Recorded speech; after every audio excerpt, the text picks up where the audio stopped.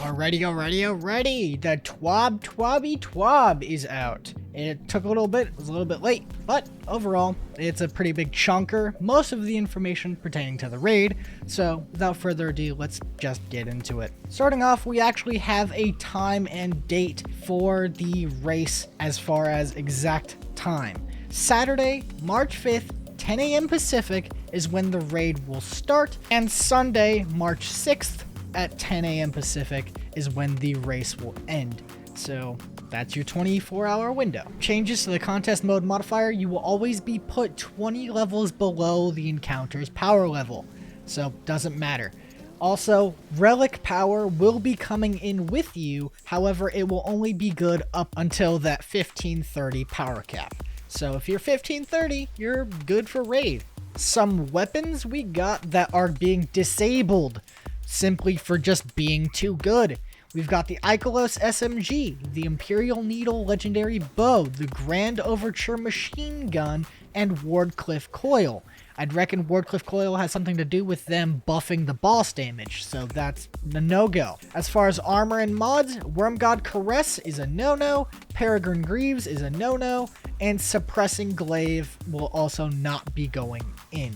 If you equip any of these items, you will be taking a power level penalty, as well as some other negative effects. So just don't equip them if you're doing the day one raid. Sucks for me, because I was going to use the Suppressing Glaive Infinite Invis build, but whatever, doesn't matter now. Qualifications for the raid belt. It looks really nice. Bit of changes this year. As far as the raid belt, you cannot leave once the raid has started. Doesn't matter if you're swapping characters or what, if you leave the fire team, you will not be qualified as a winner. So just don't leave your fire team. As usual, Bungie will be watching each contestant very closely. They will have teams monitoring streams, stuff like that, making sure that people are following the rules, and if they are not, they will be disqualified, as per usual. So I got a photo of the day one emblem. I really like how this one looks. I don't think it looks as good as Deep Sun Crypt, but it looks pretty good. I like it. Got some extra Bungie reward stuff for you. If you happen to complete the raid within the week, you can get a wallet, you can get a jacket. Looks pretty good. I like it. Looking really good. You'll also be viable for a seasonal pin if you complete the raid at all during this season. You even get something if you don't participate in the week one. Moving on from raid race details, we have some changes to the Wellspring. They are finally addressing weapon drop rates, as they have been abysmal, as well as deep sight resonant weapon drop rates. So thankfully we will now be able to complete that one stingy piece of the quest that needs you to craft the rocket launcher and the auto. Got some buffs to the crafting materials as well by completing Wellspring.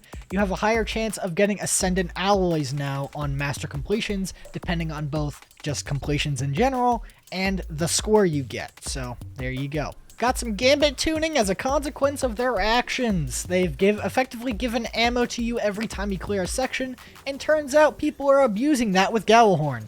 And that's something they don't know if they're going to be able to fix, because they just kind of shot themselves in the foot adding heavy ammo to every section in Gambit.